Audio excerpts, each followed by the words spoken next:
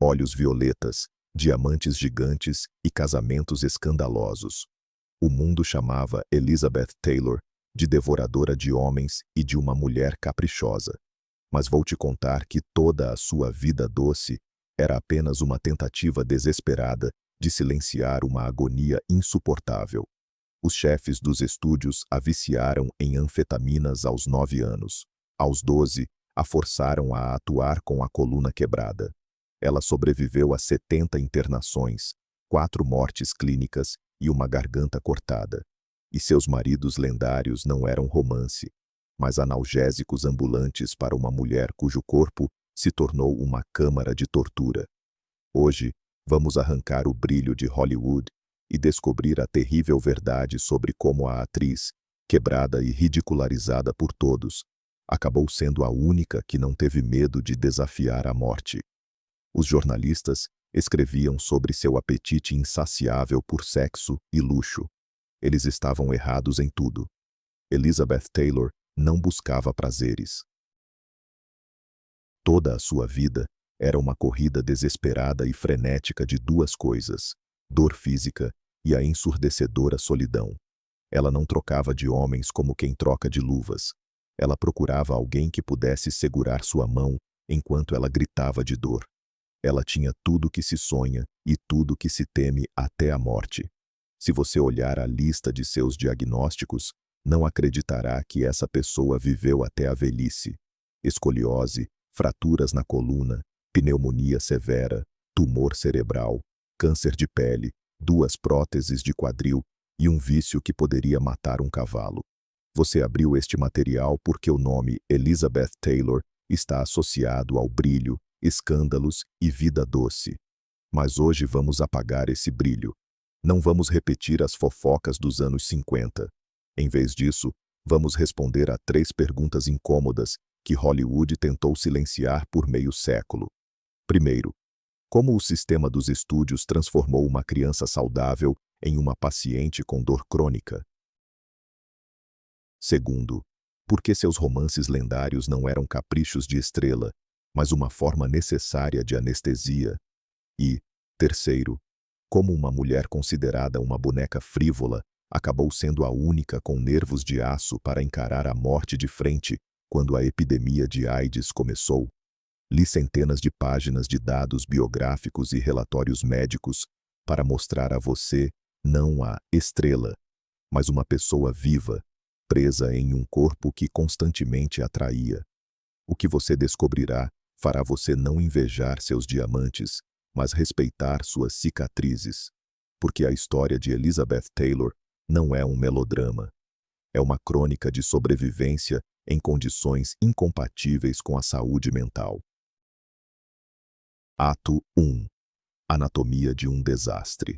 Aqui está algo que ninguém menciona quando você olha para as antigas fotos de Elizabeth Taylor. Você está vendo uma mulher que, naquele exato momento, provavelmente está sentindo uma dor física excruciante.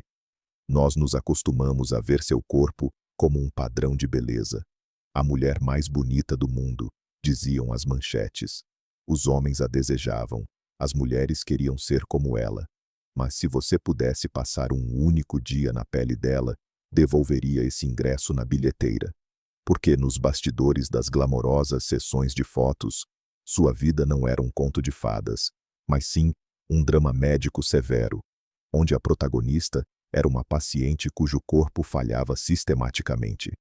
Vamos tirar os números do caminho logo de cara, porque eles soam mais como estatísticas de baixas de um batalhão de infantaria do que a biografia de uma atriz. Ao longo de sua vida, Elizabeth foi hospitalizada mais de 70 vezes. 70.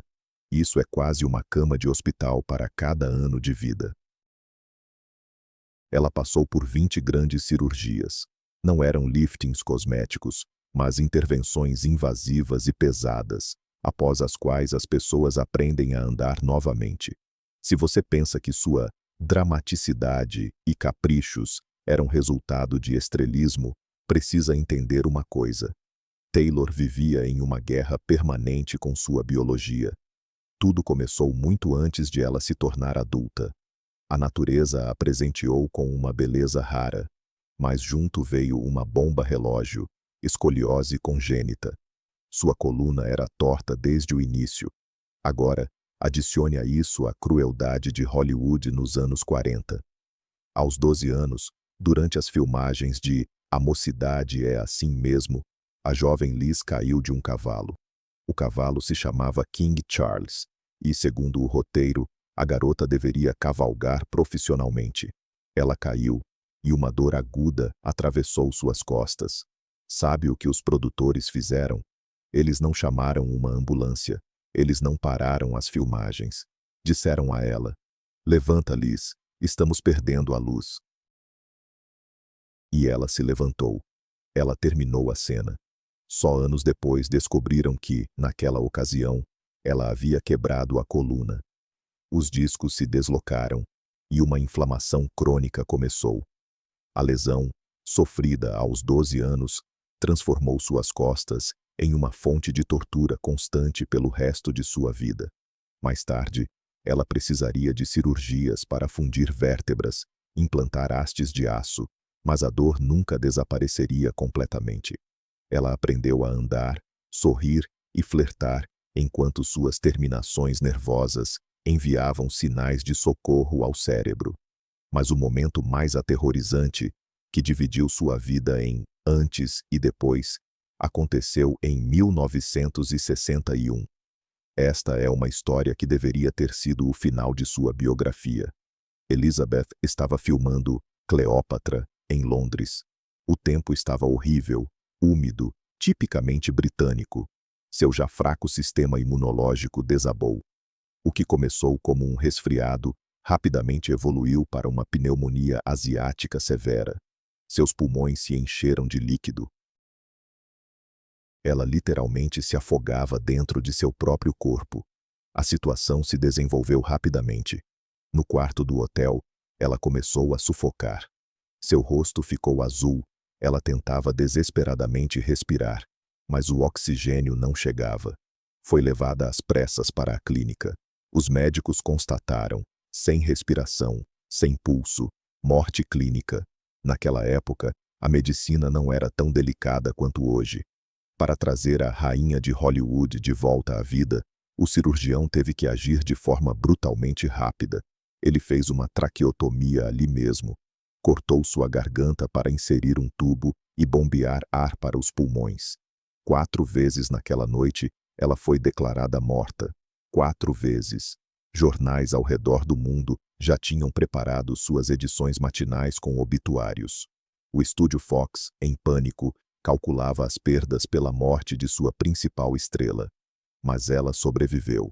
Ela voltou para mostrar ao mundo algo que contradizia completamente os padrões de beleza da época.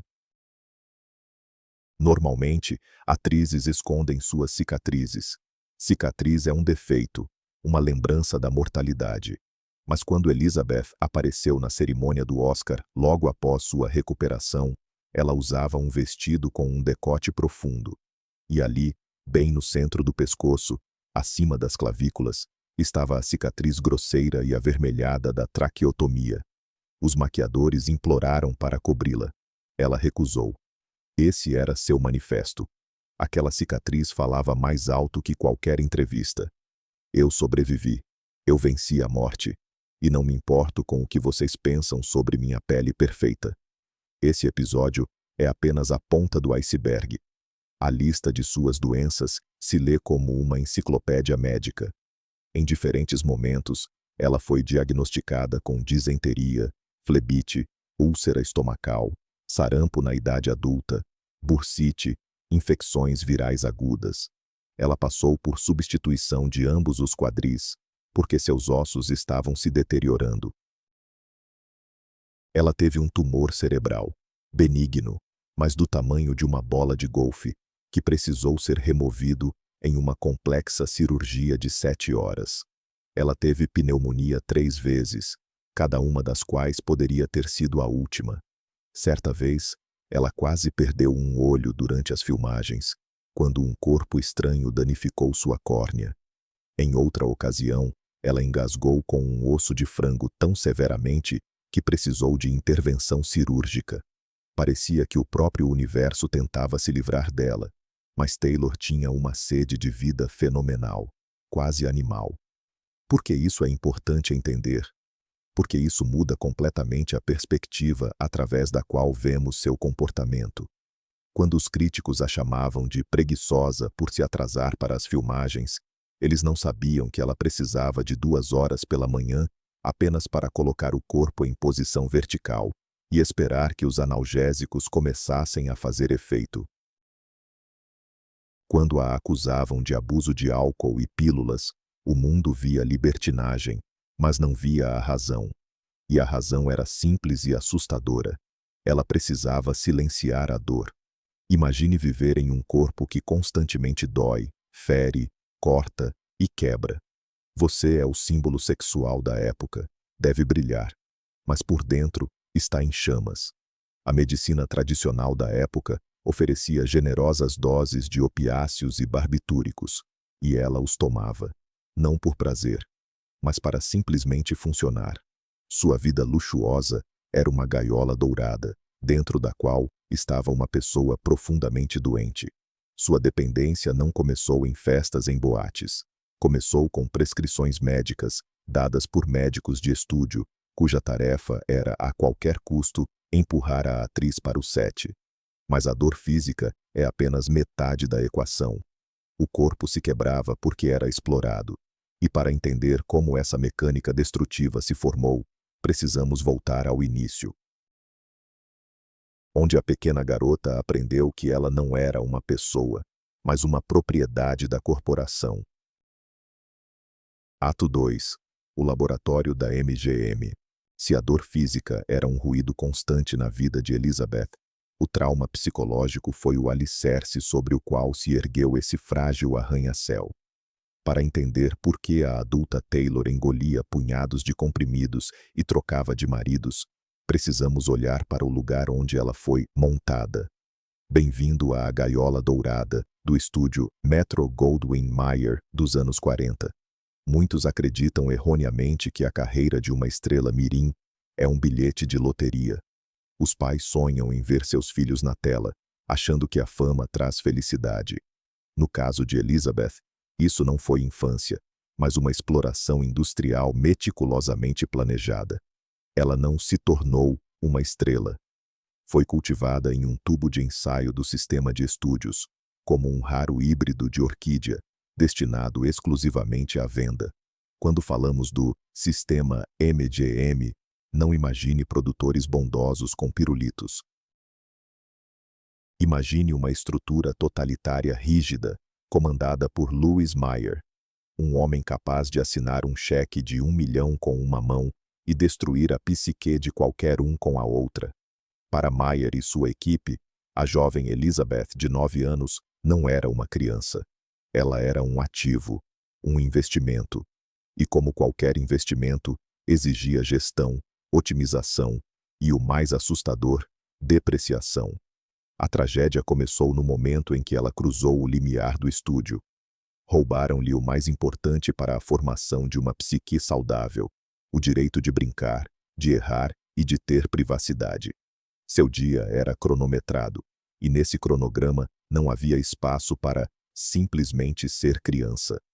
Acordar antes do amanhecer, maquiagem, cabelo, filmagens, uma breve pausa para estudar na escola do estúdio, que mais parecia um confinamento para jovens prisioneiros, mais filmagens, entrevistas, sessões de fotos. Se ela se cansava, não lhe davam descanso. Davam-lhe vitaminas. Aqui chegamos ao segredo mais sombrio da era de ouro de Hollywood, que explica as dependências posteriores de Taylor melhor do que qualquer psicanálise. Naqueles anos, os médicos dos estúdios não trabalhavam pela saúde dos pacientes, mas pela eficiência da produção. Se uma criança-ator começava a cochilar no meio de um dia de trabalho de 14 horas, davam-lhe comprimidos contendo anfetaminas. Chamavam isso de dar um gás. A criança instantaneamente se animava, os olhos brilhavam, o sorriso se alargava. Mas quando as filmagens terminavam tarde da noite, o cérebro da criança, excitado pela química, não conseguia desligar. E então, a gentil enfermeira dava calmantes, barbitúricos, para desligar a pequena estrela até a manhã seguinte. Elizabeth Taylor, assim como Judy Garland, foi colocada nesse pêndulo químico antes mesmo de sua menstruação começar. Seu organismo foi condicionado a acreditar que qualquer estado, cansaço, tristeza, insônia, era regulado por um comprimido externo. Ela não aprendeu a lidar com emoções ou a regular seus biorritmos. A farmacologia fazia isso por ela. Quando, 30 anos depois, o mundo a condenava por sua dependência de analgésicos e soníferos, o mundo era hipócrita. O mecanismo dessa dependência foi plantado pelas mesmas pessoas que ganhavam Oscars pelos filmes em que ela atuava. Mas o controle sobre a química do corpo era apenas parte do programa. O estúdio buscava controlar também a autoimagem de Elizabeth. Eles a tratavam como um cavalo de raça em exposição. Sua aparência era analisada microscopicamente todos os dias. A famosa história dos cílios é um exemplo claro de como haviam. No primeiro dia de filmagem, o diretor furioso gritou: "Tirem a garota do set e lavem essa maquiagem vulgar." Ele achou que havia toneladas de rímel nos olhos da criança. Quando descobriram que era uma mutação genética, distiquíase, uma fileira dupla de cílios, a raiva deu lugar à ganância. A mutação foi reconhecida como uma vantagem de marketing. Seu defeito virou marca. No entanto, isso ensinou à pequena Liz uma coisa terrível. Seu valor residia exclusivamente em sua aparência física. Não no que pensava, não em ser boa ou má, mas em como as sombras caíam de seus cílios. Sua mãe, Sarah Taylor, não era uma protetora, mas uma supervisora do sistema. Ela voluntariamente sacrificou a infância da filha no altar de suas próprias ambições. Elizabeth, mais tarde, lembrava que nunca teve um momento em que pudesse simplesmente ir até a mãe e chorar. Lágrimas eram uma ferramenta de trabalho. Guarde isso para a cena, era o que ouvia. Suas emoções foram monetizadas. Se você chora na vida real, está desperdiçando um recurso valioso. Chorar só quando o diretor diz ação. Isso levou a uma dissociação total. Elizabeth parou de entender onde terminava o papel e começava ela mesma. Toda sua vida virou uma performance. Ela aprendeu a ser encantadora, coquete, adulta antes do tempo, porque era por isso que a elogiavam, por isso a amavam. Um episódio ilustra bem esse horror. Quando Meyer, em um acesso de raiva, insultou sua mãe com palavrões, a jovem Elizabeth, ainda adolescente, levantou-se e gritou em sua cara: "Não fale assim com minha mãe, eu te odeio e odeio seu estúdio." Ela saiu correndo do escritório e vomitou. Foi um ato de rebeldia. Mas até essa rebeldia estava dentro do sistema. Meyer não a demitiu. Ele respeitou seu fogo. Ele viu nisso uma nova faceta de seu alcance como atriz. Até mesmo seu ódio sincero foi absorvido e digerido pelo estúdio. Quando Elizabeth completou 18 anos, já era uma veterana profundamente traumatizada do show business. Tinha milhões de fãs, mas nenhuma habilidade para a vida real. Não sabia amarrar os cadarços, não sabia como preencher um cheque e não tinha ideia de como construir relacionamentos com pessoas fora do roteiro. O estúdio criou o monstro perfeito, uma mulher com a aparência de uma deusa, as necessidades de uma criança e as dependências de uma doente crônica. E quando esse produto foi lançado no mundo, a catástrofe era inevitável. Ela precisava desesperadamente de alguém que substituísse o estúdio, alguém que lhe dissesse o que fazer e que a protegesse. Foi essa fome, esse vazio interior, e não a depravação, que a empurrava para os braços dos homens. Ela não buscava sexo. Ela buscava um novo estúdio, um novo diretor que desse sentido à sua existência. E essas buscas eram dolorosas. Ato 3. Álcool e escândalos como anestesia. Se antes eu expliquei a fisiologia da dor dela e a mecânica de seu trauma, a história com Richard Burton revela como ela tentou viver com isso. E aqui está o maior engano da cultura pop do século XX. O mundo lembra de Liz e Dick como o ápice da paixão romântica. Revistas de luxo nos venderam uma imagem perfeita: o iate Calisma, ancorado em Portofino, o diamante Krupp de 33 quilates, casacos de pele, jatos particulares e um amor que incendeia cidades. Foi o casamento do século, uma lua de mel interminável entre as duas pessoas mais belas do planeta. Mas se você tirar a camada dourada de Hollywood dessa história, verá não um melodrama, mas um drama psicológico intenso sobre duas pessoas profundamente infelizes que usavam um ao outro como um remédio poderoso. A relação deles não era um romance no sentido tradicional. Era o encontro de dois sobreviventes de um desastre. Era a união de dois alcoólatras altamente funcionais que encontraram um no outro a única pessoa capaz de entender a extensão de sua destruição interna.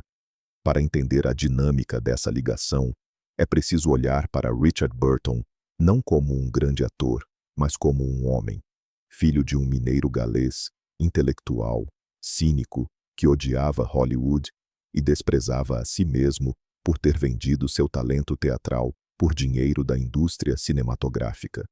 Ele estava cheio de raiva, autocrítica e desprezo pelo mundo. E ele bebia. Bebia como quem quer apagar sua própria identidade. E então, ele conhece Elizabeth nas filmagens de Cleópatra, em Roma, 62. Ela com 29, ele com 36. Ao redor deles, os cenários mais caros da história do cinema. O Vaticano condena oficialmente o relacionamento deles, chamando-o de vagabundagem erótica. Paparazzi cercam seus hotéis dia e noite. A pressão era tanta que qualquer pessoa normal teria quebrado em uma semana. Mas eles não quebraram, porque encontraram um no outro o espelho perfeito de sua própria dor. Para Taylor, Burton se tornou uma substituição daquele sistema de estúdios que a quebrou, mas sem o qual ela não sabia viver. Ele era autoritário, barulhento, culto. Ele dizia o que ela deveria fazer, ler, como se vestir. Ele gritava com ela. E, paradoxalmente, isso lhe dava uma sensação de segurança. Depois de uma infância onde era controlada por produtores sem rosto em busca de lucro, o controle por parte de um homem que enlouquecia por ela parecia a forma mais elevada de amor. Ela precisava de um diretor para sua vida, e Burton assumiu o megafone com prazer. E o que ele encontrou nela? Ele viu na estrela caprichosa algo que os outros não viam. Uma força vital selvagem e indomável e um vazio tão profundo quanto o dele. As lendárias brigas deles, que os tabloides relatavam com entusiasmo, não eram sinais de mau caráter. Era uma forma de se sentirem vivos. Imagine, ambos constantemente sob o efeito de um coquetel de analgésicos, para ela, e litros de vodka, para ele. Seus sentimentos entorpecidos, o alcance emocional reduzido pela química.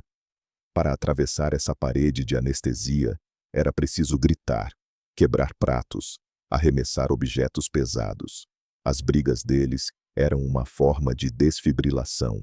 Aceleravam o sangue para garantir que os corações ainda batiam. O silêncio era insuportável para eles, porque no silêncio vinham os fantasmas, a dor física dela e o horror existencial dele. Por isso, preenchiam o ar com barulho, escândalos e paixão.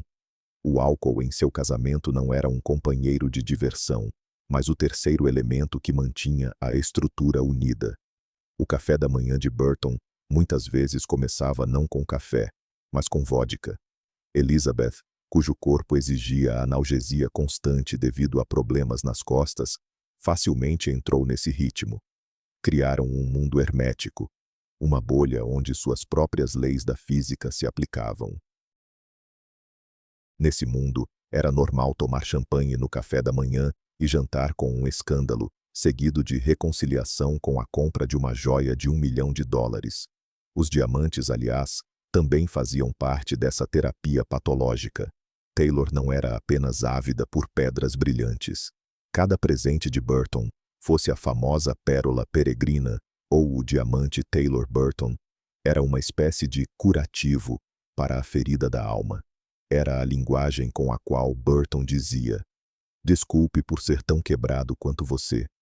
E para ela, possuir esses tesouros era uma forma de se ancorar, sentir sua importância de maneira material, palpável, quando seu próprio corpo parecia estranho e frágil. Mas por que esse amor do século estava condenado? Porque não se pode construir uma casa sobre um alicerce de trauma compartilhado. Duas pessoas afundando podem se segurar por um tempo para não afundarem sozinhas, mas não conseguem nadar. O divórcio deles, seguido por um novo casamento e outro divórcio, não foi resultado de que o amor acabou. O amor não foi a lugar nenhum até o fim de seus dias. O divórcio foi um ato de autopreservação. No meio dos anos 70, Elizabeth começou a perceber: se ela ficasse com ele, morreria, fisicamente. Seu corpo, exausto por cirurgias e álcool, não aguentava mais o ritmo que Burton impunha. A autodestruição dele era mais rápida e agressiva. Ela não foi para outro homem. Ela foi embora para sobreviver. A história de Liz e Dick é uma lição de como o trauma atrai trauma. Foi uma folie à deux, loucura a dois, bela, trágica e absolutamente destrutiva. Eles mostraram ao mundo não um conto de fadas de príncipe e princesa, mas uma crônica honesta e sangrenta de como duas pessoas tentam silenciar o grito interno usando um ao outro. E quando Burton morreu, Elizabeth ficou sozinha nas ruínas desse grande império de sentimentos. Mas foi essa experiência, passar pelo inferno juntos e sair dele sozinha, que a preparou para a próxima fase. Ela entendeu que amor não é apenas posse e paixão. Às vezes, amor é a capacidade de deixar ir, para não arrastar um ao outro para o fundo. No entanto, antes de alcançar essa sabedoria, ela teria que enfrentar outro golpe, que não foi causado pelo álcool ou pelos escândalos, mas por um silêncio repentino e ensurdecedor. Um golpe que aconteceu muito antes de Burton e que moldou seu medo de perda para sempre. Ato 4. A morte que gerou a sede de possuir. Se a história com Richard Burton foi uma crônica de 2 décadas de tempestades, o capítulo sobre Mike Todd é sobre um único raio que mergulhou o mundo na escuridão para sempre. Para entender por que Elizabeth Taylor tinha um medo pânico de solidão e silêncio, porque ela devorava a vida em grandes pedaços ávidos, precisamos dissecar o evento que partiu sua psique ao meio. Na mente coletiva, Mike Todd é apenas o terceiro marido, um personagem de passagem entre o entediante Michael Wilding e o escandaloso Ed Fisher. Mas a realidade é que Mike Todd foi o arquiteto da personalidade adulta de Elizabeth Taylor, e sua morte foi o paciente zero na epidemia de seus medos. Quando conheceu Todd em 1956, Elizabeth tinha 24 anos. Era uma mulher já cansada da vida, divorciada, casada novamente, com 2 filhos e uma carreira que não lhe pertencia. Era uma boneca bonita, movida de um lado para outro, e então surgiu Todd. Mike Todd não era apenas um produtor. Ele era uma força da natureza, um furacão em forma humana. 23 anos mais velho, ele era barulhento, vulgar, um showman genial, criador do formato de filme em 70mm e diretor de A Volta ao Mundo em 80 Dias. Ele entrou na vida dela não com flores, mas com um ariete. Não pedia sua opinião, ele informava que agora estariam juntos. Para outros, esse comportamento poderia parecer abusivo, mas para Taylor, criada sob o rígido controle dos estúdios, o domínio de Todd era um vício. Pela primeira vez, o estúdio não era um conselho sem rosto, mas um homem que a idolatrava. Ele se tornou seu pai, amante, gerente e protetor em uma só pessoa. Chamava-a de Baby e tomava todas as decisões por ela. Na sombra dele, ela sentiu-se segura pela primeira vez. Podia relaxar, pois Mike sustentava o céu em seus ombros. Foram os únicos 13 meses de sua vida em que foi absolutamente, incondicionalmente feliz, sem mistura de dor. Estava grávida, amada e protegida. Então chegou o dia 22 de março de 1958, o dia que provou a Elizabeth que a felicidade não é um presente, mas uma armadilha. Mike deveria voar para Nova York em seu jato particular, que, num surto de amor e vaidade, ele chamou de The Lucky Liz. Elizabeth implorou para ir junto. Já estava fazendo as malas. Mas o destino, com seu humor sombrio, interveio na forma de seu velho inimigo, a doença. Taylor teve febre. Começou um quadro de bronquite. Mike, preocupado com sua saúde, proibiu-a categoricamente de voar. Ele disse: "Fique em casa, cuide-se, volto em alguns dias." Ela ficou. O avião decolou. Horas depois, The Lucky Liz foi pego por uma tempestade de gelo sobre o Novo México. O avião caiu com tanta força e explodiu tão violentamente que os corpos só puderam ser identificados por registros dentários. Do homem que era seu universo, restaram apenas fragmentos queimados e uma aliança milagrosamente intacta no fogo. Quando Elizabeth recebeu a notícia, seu grito foi tão aterrador que os vizinhos pensaram que alguém estava sendo assassinado na casa. De certa forma, estavam. Naquele momento, matavam a parte ingênua de Elizabeth, que acreditava no amanhã. Sua reação à morte de Todd não foi apenas o luto de uma viúva. Foi um colapso mental total. Ela queria acabar com a própria vida. Gritava que deveria estar naquele avião. Foi sedada com doses tão altas de tranquilizantes que mal conseguia falar. Mas mesmo através da névoa química, o terror animal se manifestava. E foi aí que Hollywood entrou em cena, mostrando seu verdadeiro e horrendo rosto.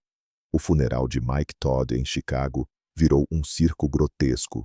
Milhares de fãs romperam as barreiras. Não vieram para lamentar, vieram para ver a estrela de cinema chorando.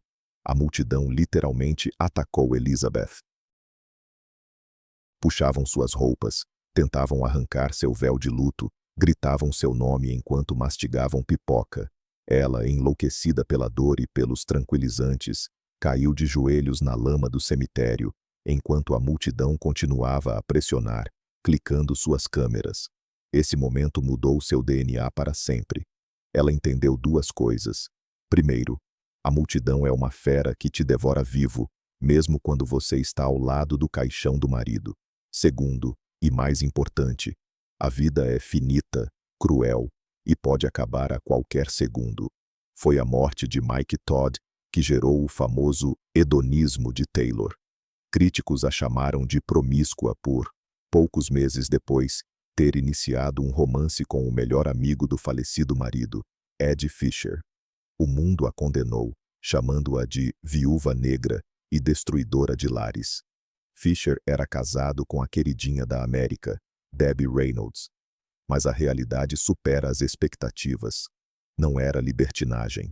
Era um ataque de pânico que durou 1 ano. Elizabeth se agarrou a Ed Fisher não porque o amava. Ela se agarrava a ele porque ele cheirava a Mike. Ele era o único fio vivo que a conectava ao mundo perdido.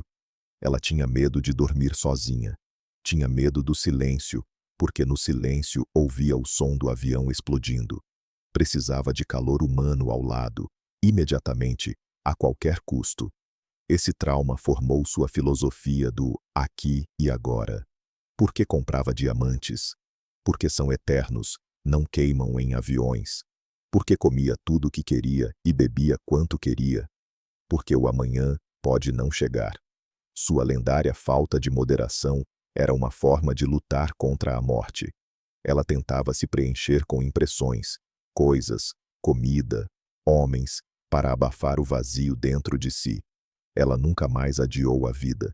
Se apaixonava, casava. Imediatamente, sem longos noivados. Se via um vestido, comprava. Mike Todd a ensinou a ser uma rainha, mas sua morte a ensinou a ser fatalista. Ela sobreviveu a essa catástrofe, mas parte dela ficou para sempre nos destroços do The Lucky Liz.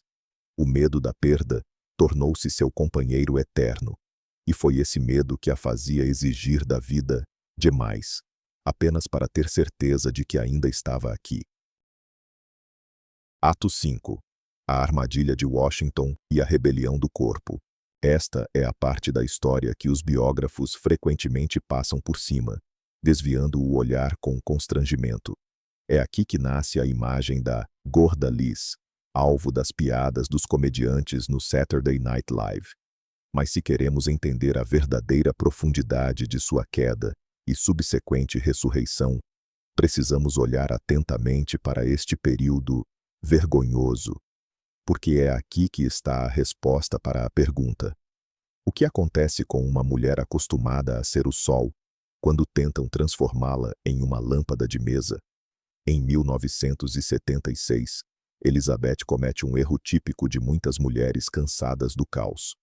Após 2 divórcios, exausta das montanhas russas emocionais, ela decide que quer normalidade. Ela quer estabilidade, respeitabilidade e silêncio, e encontra tudo isso em John Warner, um belo e elegante republicano, ex-secretário da Marinha, que almeja uma vaga no Senado dos Estados Unidos. Parecia o cenário ideal. A rainha de Hollywood se tornaria a primeira-dama da Virgínia. Mas a realidade superou as expectativas da maneira mais cruel. Washington não era um porto seguro, mas uma zona de exclusão, onde as regras eram incompatíveis com a natureza de Elizabeth Taylor. Para entender a tragédia desse casamento, é preciso lembrar quem era Elizabeth. Ela era um ser feito para a expressão. Ela vivia de emoções, vestia-se de forma provocante, falava alto, ria de modo a fazer as paredes tremerem. E o papel de esposa de senador, no conservador Washington do final dos anos 70, exigia o oposto: invisibilidade, submissão e ternos bege. Durante a campanha eleitoral, Warner usou descaradamente sua fama. Elizabeth viajava por pequenas cidades da Virgínia, apertava as mãos dos agricultores, sorria nos comícios. As pessoas não vinham para ouvir o tedioso político Warner. Elas vinham para ver a Cleópatra viva. Ela literalmente o carregou até o Senado em seus ombros. Mas assim que as eleições foram vencidas, o cenário mudou. O Mouro fez seu trabalho, o Mouro pode partir. De repente, Elizabeth se viu trancada em um apartamento no complexo Watergate. O recém-eleito senador Warner desaparecia no trabalho até altas horas. A política exige tempo, e Elizabeth, disseram-lhe, não apareça. Proibiram-na de usar seus amados decotes. Isso não era protocolar. Não era recomendado que expressasse sua opinião sobre questões políticas. A esposa do senador deveria apenas acenar. A ela, uma mulher acostumada a comandar sets de filmagem, foi dado o papel de um belo broche na lapela do paletó do marido. E foi aí que começou o verdadeiro inferno. O inimigo mais temido para uma pessoa dependente não é o estresse nem a tristeza, é o tédio, a solidão. Elizabeth encontrou-se em uma gaiola dourada, onde não havia nada para fazer. Ela não conhecia ninguém em Washington. As esposas dos políticos locais, senhoras rígidas e formais, a desprezavam, considerando-a uma atriz vulgar. Ela era um elemento estranho. Como seu corpo reagiu a essa privação sensorial? Ele começou a se rebelar. O mito diz que Elizabeth Taylor engordou porque era uma glutona descontrolada. A realidade nos diz que sua obesidade naquele período foi uma forma de proteção psicológica e a única maneira disponível de preencher o vazio interior. A comida tornou-se substituto de tudo: sexo, fama, trabalho, interação. Ela não comia porque estava com fome. Ela comia para sentir algo além da solidão ensurdecedora. Frango frito, purê de batatas, bolos de chocolate. Esses eram seus únicos amigos no apartamento vazio. O peso subiu rapidamente. De uma estátua esculpida, ela se transformou em uma matrona corpulenta. Ela parou de caber em seus famosos vestidos. Mas a comida era apenas metade do problema.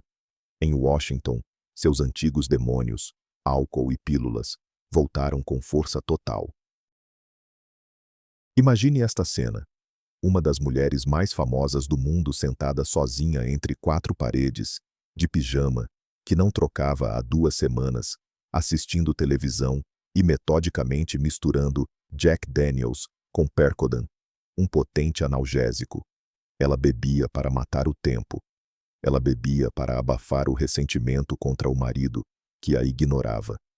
Ela bebia para não sentir a dor nas costas, que devido ao excesso de peso se tornara insuportável.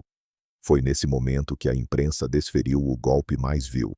Os tabloides saíram com manchetes gorda Liz. Os paparazzi a caçavam, tentando capturar o ângulo mais desfavorável, onde o segundo queixo e a cintura expandida eram visíveis.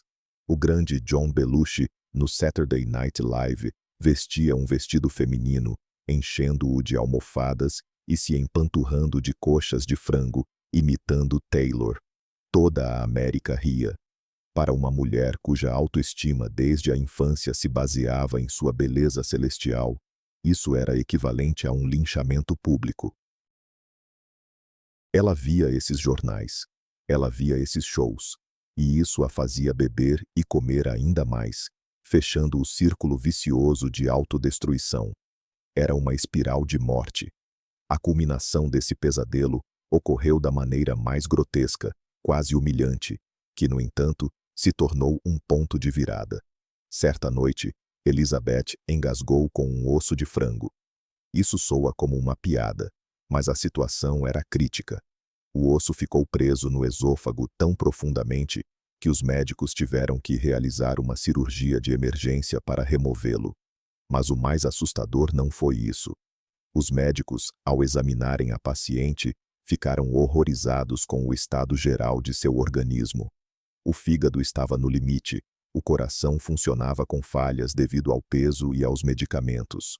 Ficou claro para eles, se ela continuasse assim, não viveria até os 50 anos. Elizabeth acordou da anestesia e percebeu que havia chegado ao fundo do poço. Ela era uma esposa gorda, doente e indesejada de um político indiferente, e o mundo inteiro ria dela. A ilusão de vida normal desmoronou em pó.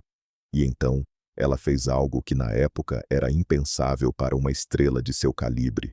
Ela não escondeu o problema sob um belo comunicado de imprensa sobre esgotamento nervoso. Ela admitiu a derrota. A família organizou uma intervenção. Elizabeth, sempre orgulhosa e indomável, desta vez não resistiu. Ela voluntariamente se internou no Centro Betty Ford, uma clínica para tratamento de alcoólatras e dependentes químicos. Hoje, a reabilitação de estrelas é rotina, parte de uma estratégia de relações públicas. Mas naquela época, no início dos anos 80, admitir que você era alcoólatra significava destruir sua reputação. Estrelas da Era de Ouro não iam para a reabilitação. Elas morriam em suas mansões com as cortinas fechadas, mantendo as aparências. Judy Garland, Marilyn Monroe. Nenhuma delas pediu ajuda publicamente. Elizabeth Taylor foi a primeira superestrela a dizer abertamente: "Eu sou alcoólatra, eu sou dependente química e preciso de ajuda." A estadia na clínica foi para ela um purgatório. Não havia empregados, não havia diamantes. Ela era obrigada a limpar banheiros, arrumar a cama e sentar em círculo com pessoas comuns, donas de casa, mecânicos, funcionários, compartilhando sua dor. Todas as máscaras foram arrancadas. Lá na terapia em grupo, ela foi pela primeira vez em 40 anos apenas Elizabeth, e não Elizabeth Taylor. Foi um processo doloroso de desconstrução da personalidade. Ela teve que reaprender a viver sem muletas químicas. Ela teve que aceitar seu corpo, que havia mudado. Ela teve que aceitar o fato de que seu casamento com Warner era uma farsa.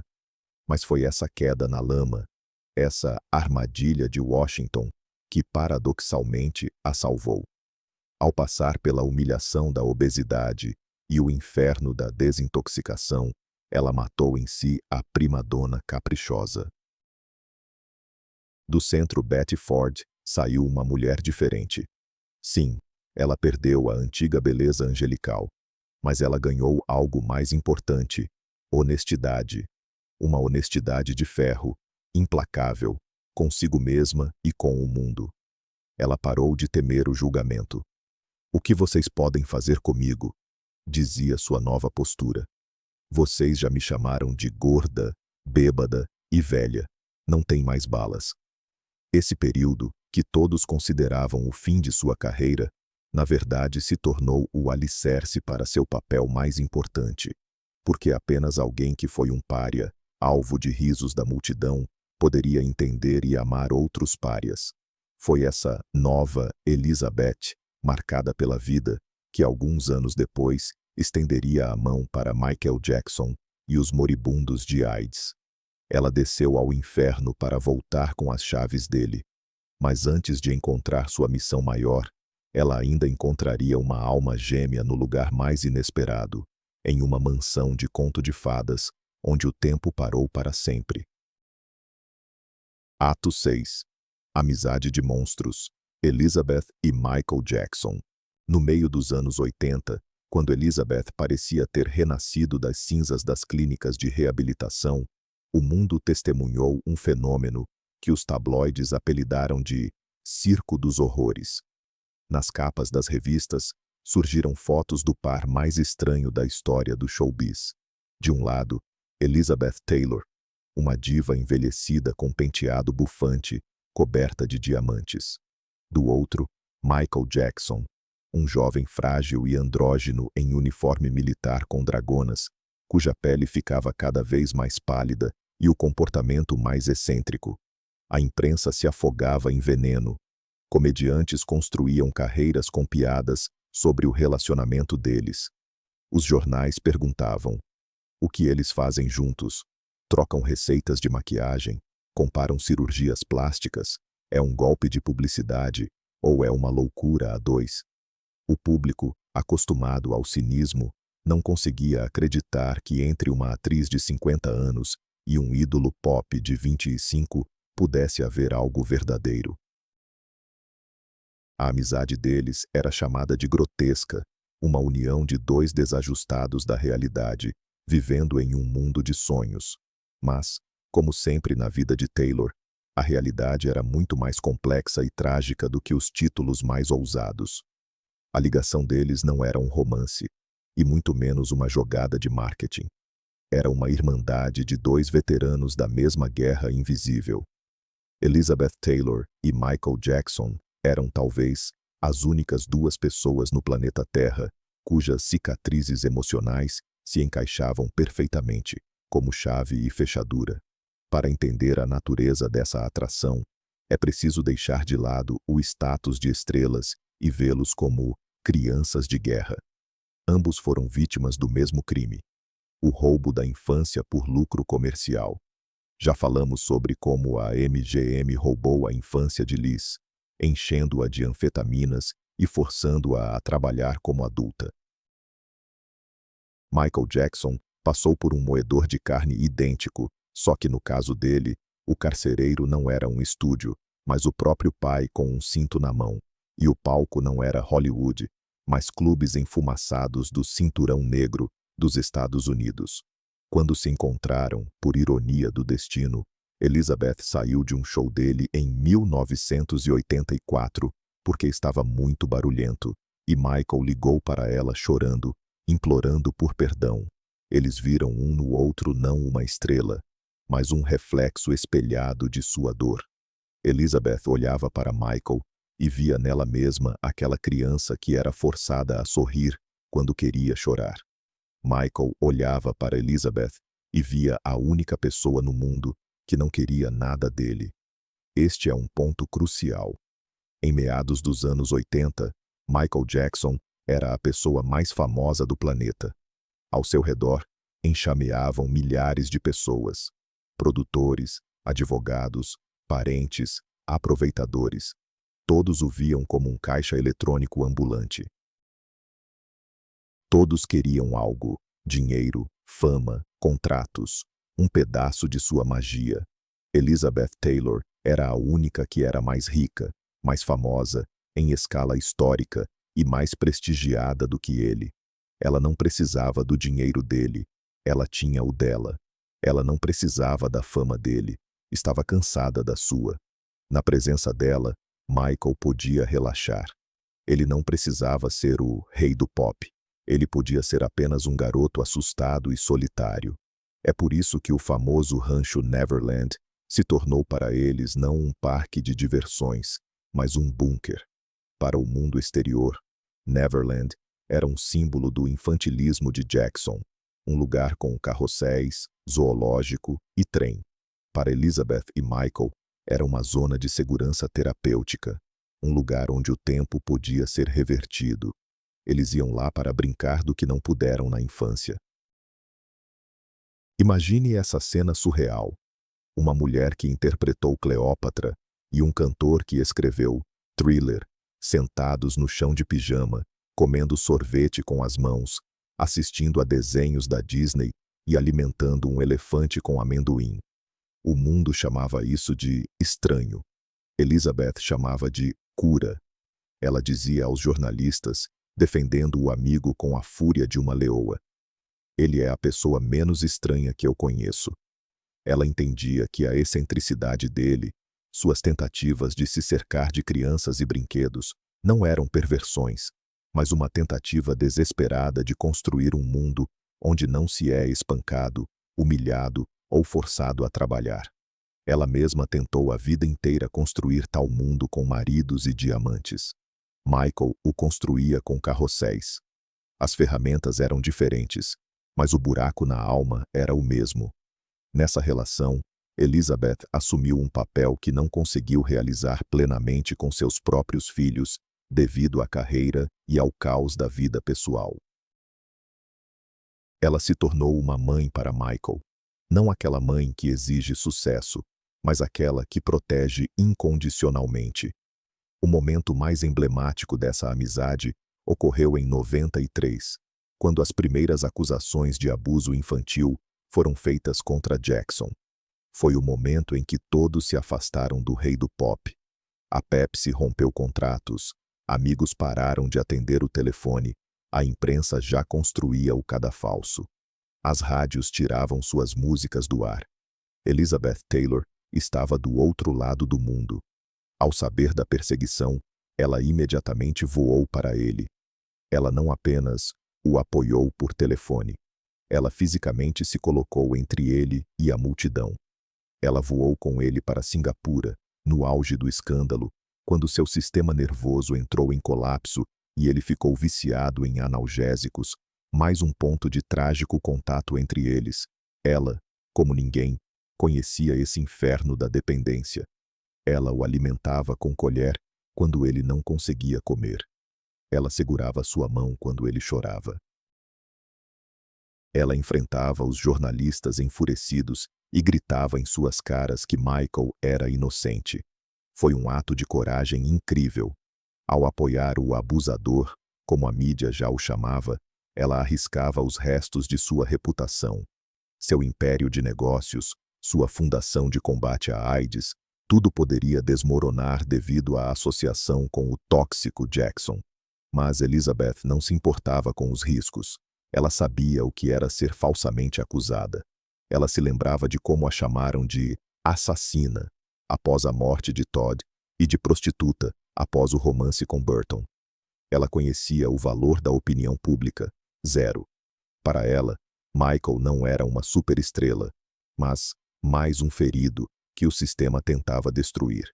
E seus feridos, Liz Taylor não abandonava.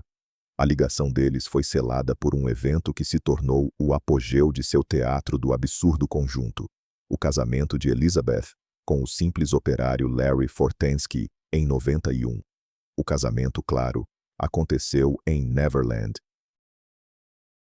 O pai da noiva já havia falecido, e quem levou Elizabeth ao altar foi Michael Jackson. Essa imagem vale mais que 1000 palavras. Michael, com seu rosto artificial, e Elizabeth, em um vestido suntuoso, valendo milhões. Parecia um conto dos irmãos Grimm em uma versão ácida. Mas nesse gesto havia uma verdade suprema. Michael era o único homem em sua vida que nunca a traiu ou abandonou, ao contrário dos maridos. Ele era seu parceiro espiritual. Elizabeth costumava dizer: "Nós, Michael e eu, não temos idade. Somos duas almas velhas que nunca cresceram."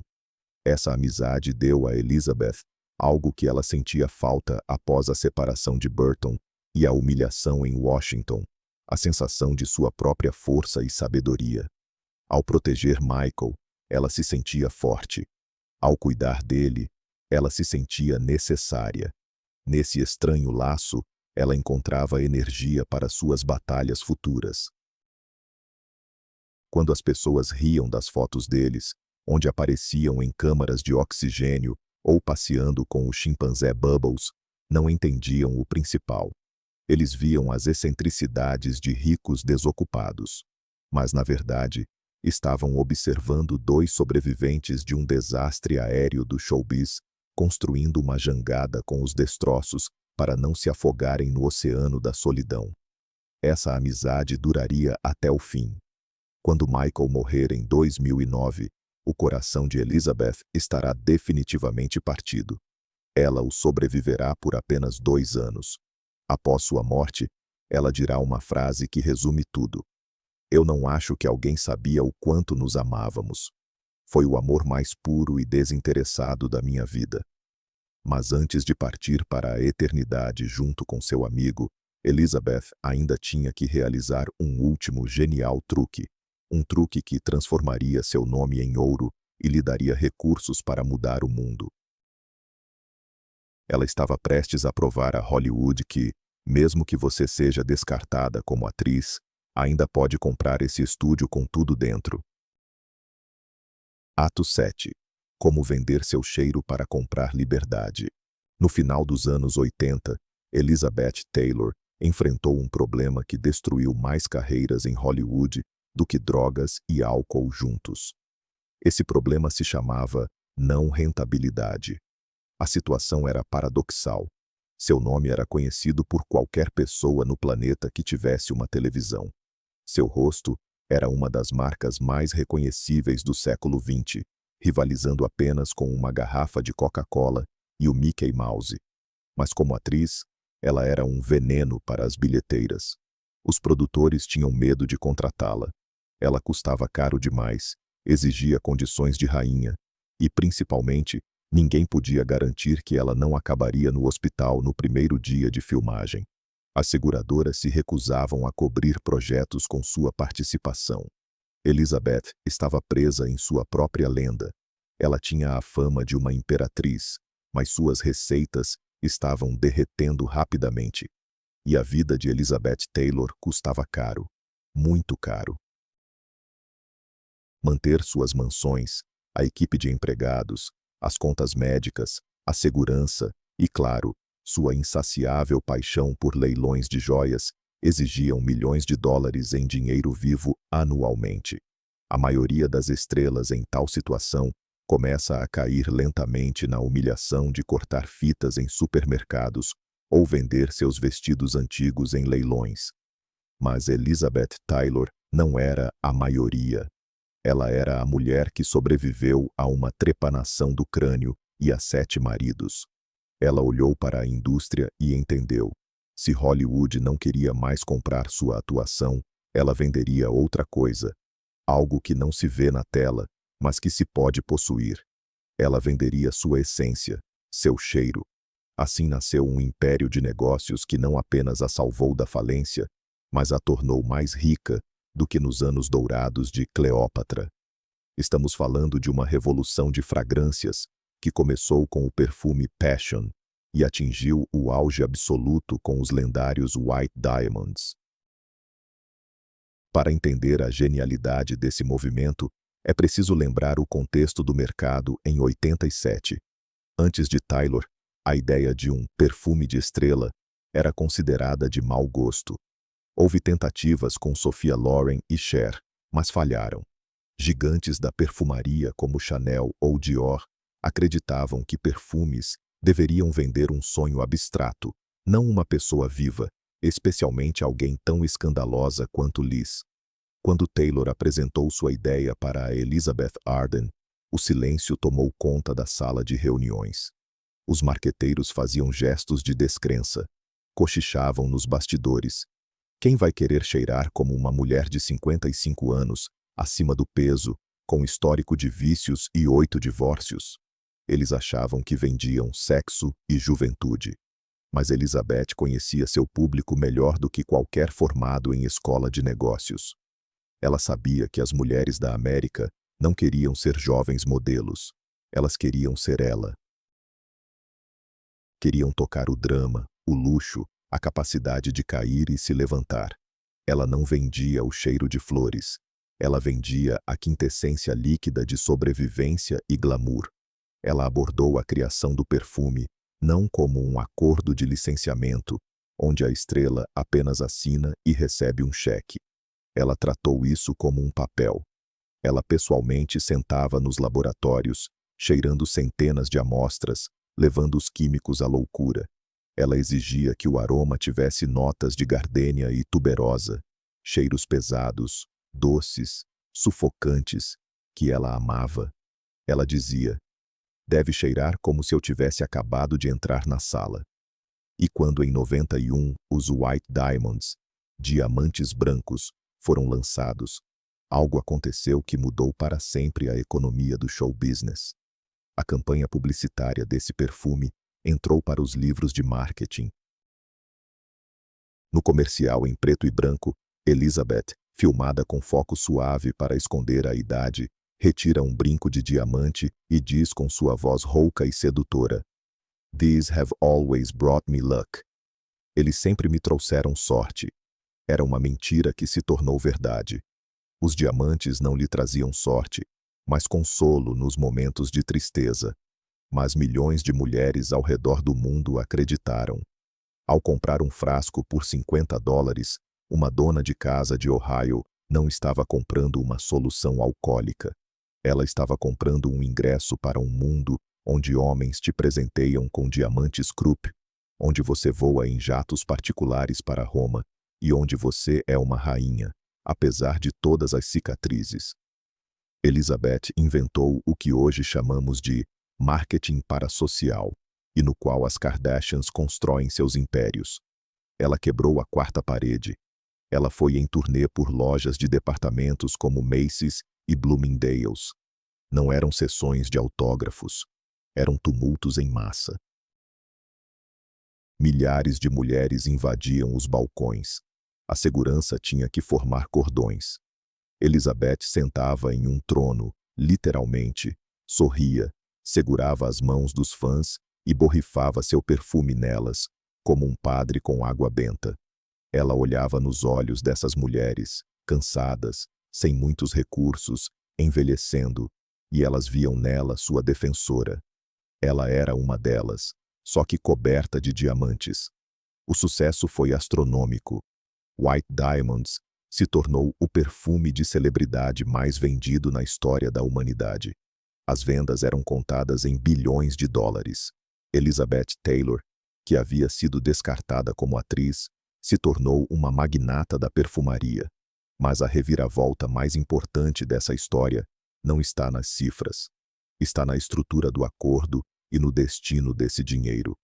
Diferente das starlets ingênuas, Elizabeth insistiu em receber não um cachê fixo, mas uma porcentagem das vendas, royalties.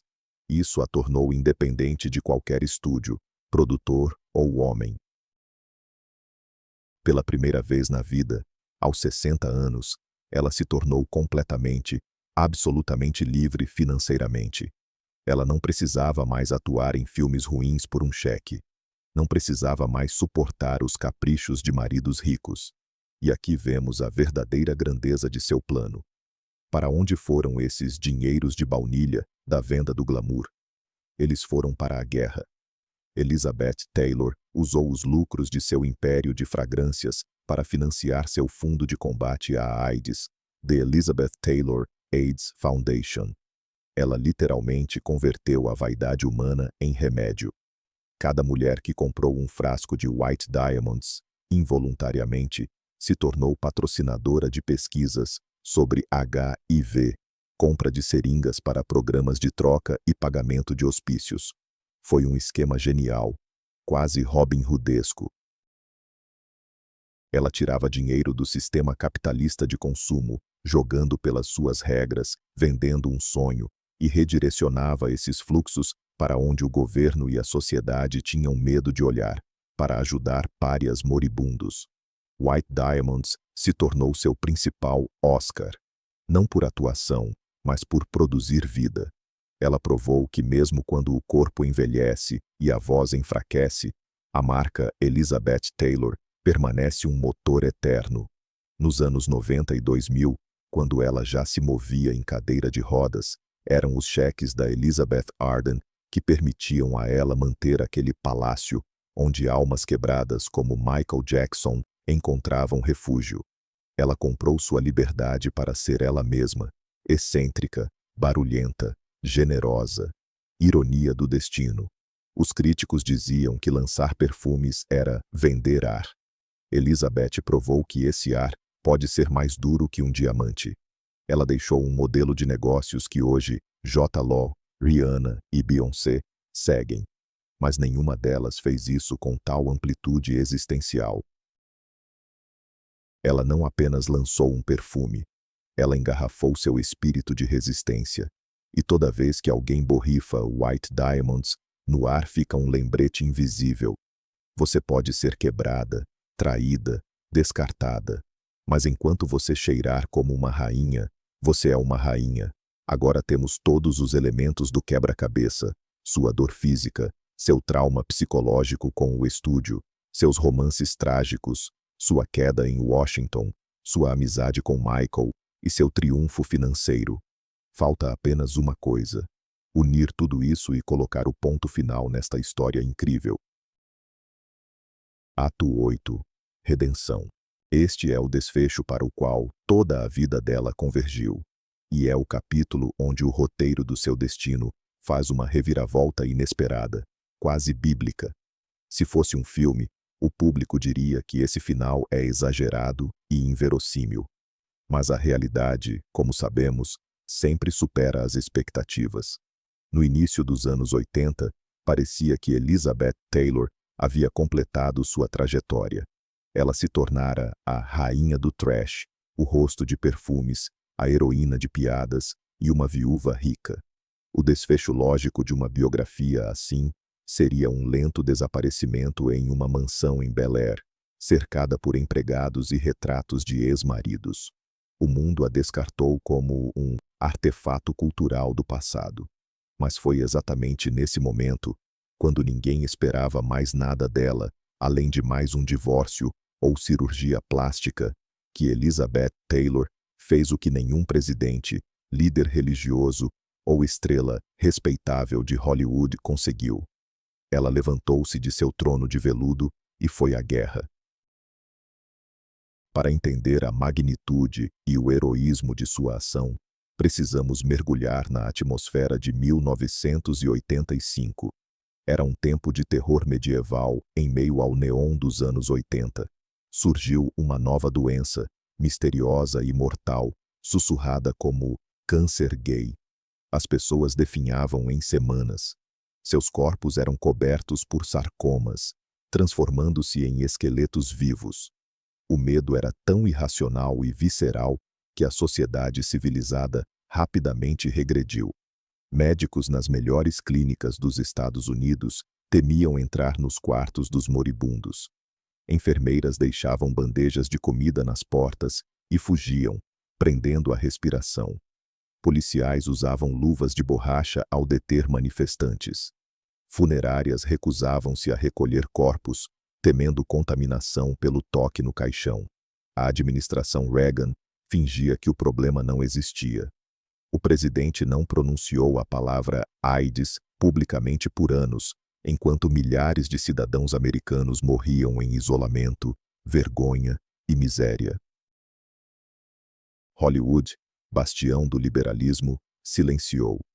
Estrelas de primeira grandeza, até mesmo aquelas que eram gays não assumidos, temiam que mencionar o tema destruísse suas carreiras.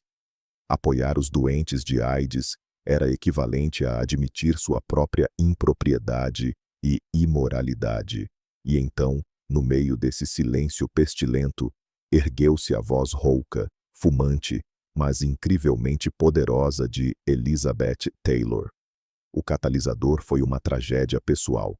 Seu amigo próximo, ídolo dos anos 50, símbolo da masculinidade americana, Rock Hudson, estava morrendo. Quando Elizabeth o visitou, ela não viu o belo gigante com quem atuou em Assim Caminha a Humanidade, mas um velho debilitado, abandonado por todos. Ela viu como o sistema que o exaltava ontem, hoje o descartava como um brinquedo quebrado.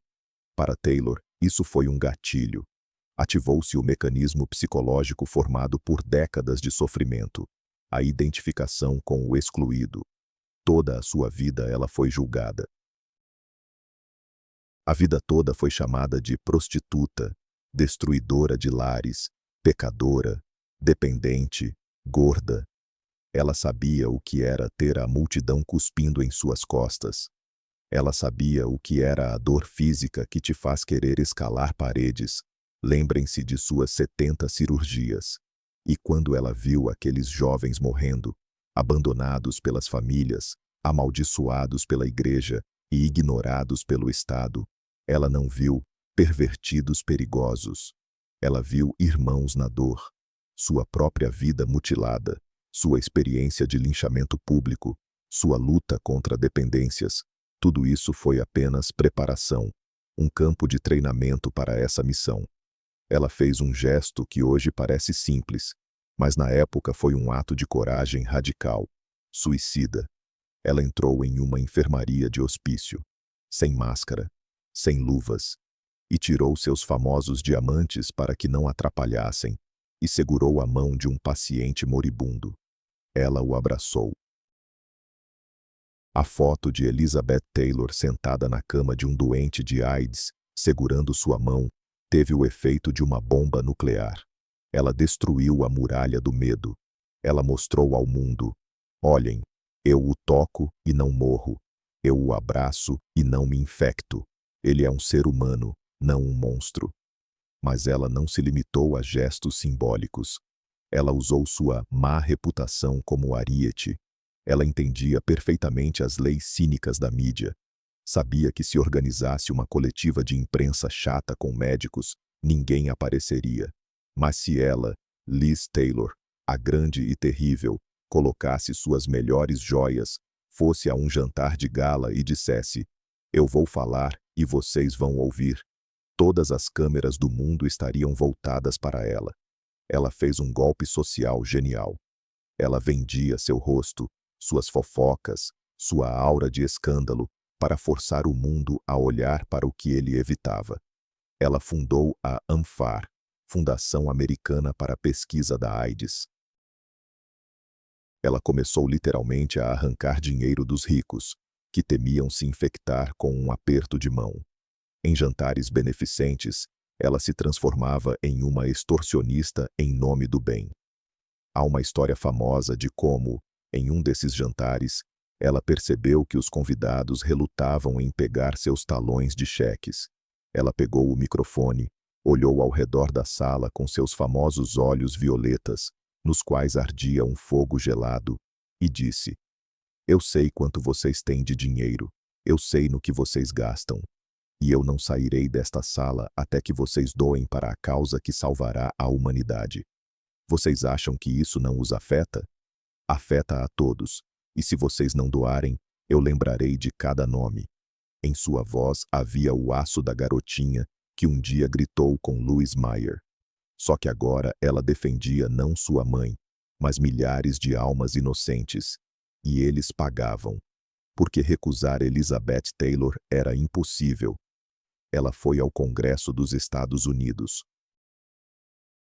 Imagine essa cena. O Capitólio, cheio de homens conservadores de cabelos grisalhos em ternos cinza, que consideravam a AIDS um castigo divino por sodomia. E diante deles está Elizabeth Taylor. Não no papel de atriz, mas no papel de promotora. Ela os esmagava com sua eloquência. Ela os envergonhava. Vocês não fazem nada enquanto as pessoas morrem nas ruas do seu país. Vocês se dizem cristãos. Onde está a sua misericórdia? Ela forçou a máquina política, rangendo os dentes, a liberar financiamento para pesquisas. Mas o mais impressionante desse período é o estado físico da própria Elizabeth.